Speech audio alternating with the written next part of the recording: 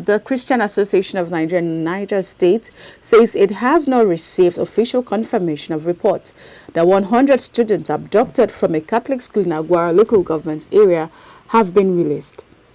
The school was attacked on November 21st, 2025, when bandits abducted more than 300 pupils, students, and teachers. 50 pupils later escaped while others remain in captivity. Chairman of the Niger State chapter of CAN, Bishop Bulus Yohane, who is also the proprietor of the affected school, welcomed the reports with cautious optimism, describing a possible release as an answer to prayers. He said the association is still awaiting formal notification, even as the federal government has assured that the abducted children are safe and efforts to secure their return are ongoing. Meanwhile, Christians across Niger State have concluded a 3-day fasting and prayer program calling for the release of the remaining abducted students and teachers. Religious leaders and groups say they remain hopeful, urging unity, persistence in prayer, and continued support for security efforts to ensure the safe return of all those still held. Every time I talk about the kidnap and abduction story that happened in Agwara, in Niger State, I just feel really worried. Just yesterday, we saw the news that the government has secured the release of 100 of those students. But here we are, and Khan is saying they are yet to get a notification. You know, it just leaves you at a crossroad. What exactly is going on? I hope this is not a panky-yanky story where you're just trying to calm the situation down and make people not to feel agitated and too worried. I hope that we truly secure the release of those children, because we cannot be fixing another country when our own is burning. If we need to burn ourselves to keep other people warm, then we need to have enough fire to fix what is here. So it's sad that Khan is yet to get a notification, but I'm hopeful that before the week runs out, they get that notification. Whatever the government needs to do to return those children safe and sound, we need it done. And it's good that we now have a new Minister of Defense. We want to see what can happen as short and as quickly as possible. I like how the Minister of Defense is coming with so much vigor. And one of the things that he said that made people excited was, why are you waiting for an order to shoot a bandit? Because some people say they didn't get orders. They wait for the last order. And he has now come out to say, you don't have to wait for an order to shoot. So, in that light, I hope that we truly get to the root of this insecurity in Nigeria. Those children must come back safe and sound. Their families must reunite with them again. And we do not want to see repeated cases. The police are supposed to be deployed already to communities. They have to be because they were deployed. There are people who would now be going home for Christmas. It's end of the year. People want to spend time with their families, and it would be so disheartening to have people who can't travel by road. People are having to spend over 400,000 by flight. How many Nigerians can afford that? So we can't give, since we cannot give us that luxury with the way things are, can we at least be able to travel safe and sound, go meet with our families without being scared of getting abducted again? In that vein, the government of Niger State, the federal government, everybody who needs to play a role, the security agents, whoever needs to play a role in ensuring the safe return of these children, please do so. I mean, I don't even know what to say. It's always heartbreaking to me when I hear of this issue or this case of this adoption, because there's this cautious optimism here that they have seen some of these children, some have not yet been released. We cannot even account for even the ones that have been released. We've not seen videos of the people that were released, even if we saw the ones from Agwara. But these children from this school, we have not seen any video from them. We have not seen any of them come out to say, this was what we experienced, this was what we went through. And you can imagine what the parents of these children, if the proprietor too can be worried, will say, okay, he's a religious leader, but it's not just he's a custodian of these children. You can imagine what the parents too will be feeling at this point in time. So I'm just worried. The federal government is coming out to say the children are safe. The children are safe. It's not the children are safe Nigerians are asking for. Nigerians are asking questions. So many questions. We are asking, save where? Save how? For how long? At what cost? How did the ones that were freed got freed? What is happening? Where are the children that were freed? We want to hear from them. Let them speak. What's the state of their health at this point in time? What's the state of their mental health? We want to understand. And now they have left scan to call for 3 days, a 3 days fasting across Niger State. I mean, even if I know that faith is very important, religion is very important, I've always emphasized, and I will continue to emphasize, that prayer is not a coping mechanism, because in Nigeria it has become one, but it's not a coping mechanism. We have to face security issues heads on. We have to face all of these security struggles heads on.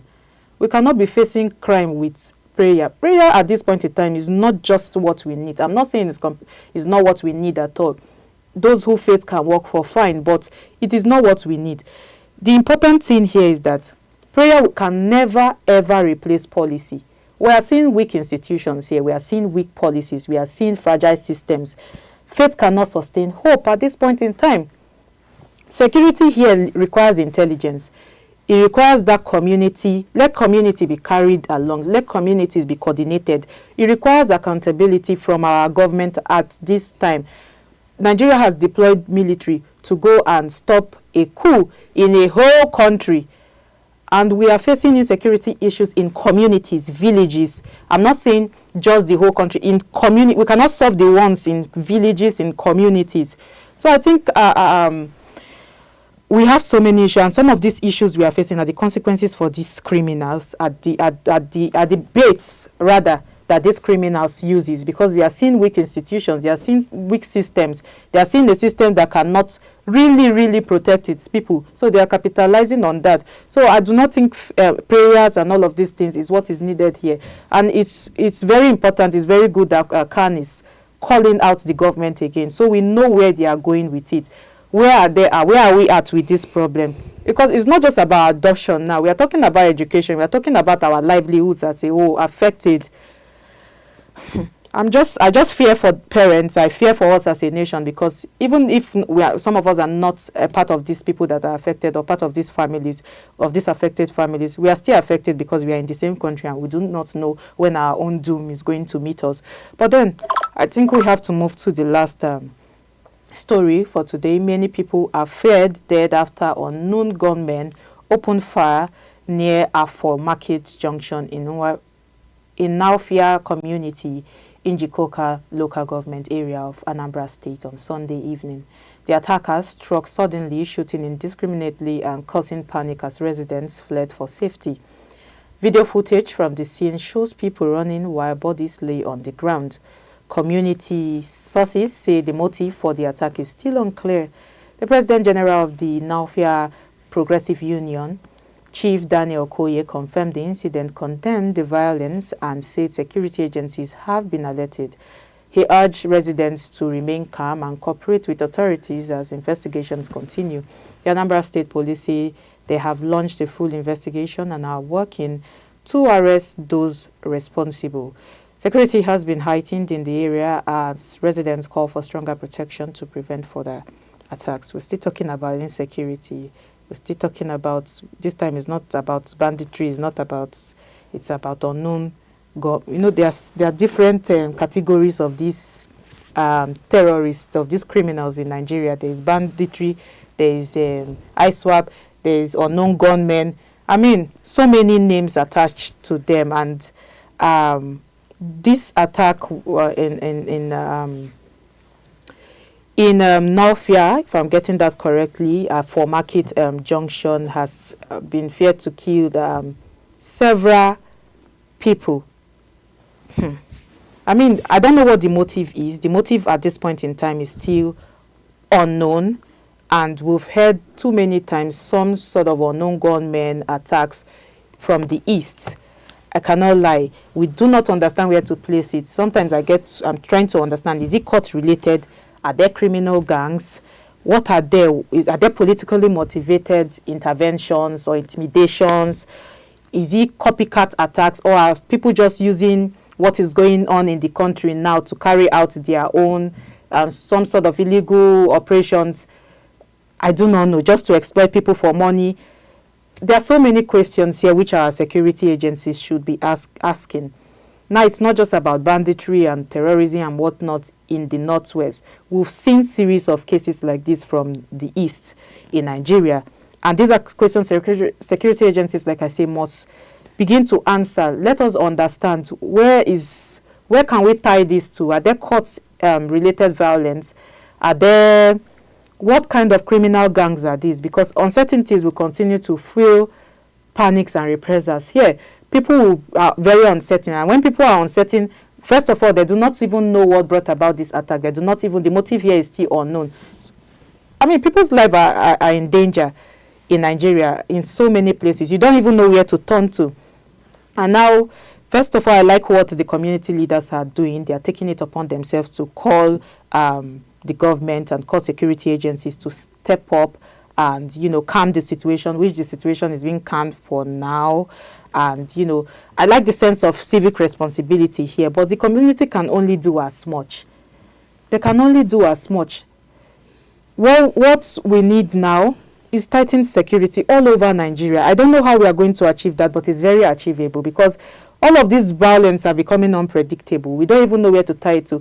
Is it the other day people are traveling along Kogi Road and they are being attacked? Cars are being stopped that they should not continue, that some people are being attacked in front. So many things, and all of these things are eroding our safety. People are no longer confident. People are no longer relaxed. Even in your house, you are no longer relaxed. When will people begin to trust public services?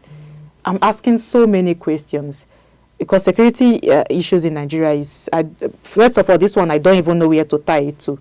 I mean, Chinatu, I don't know what you have to say about this. I still feel really sad.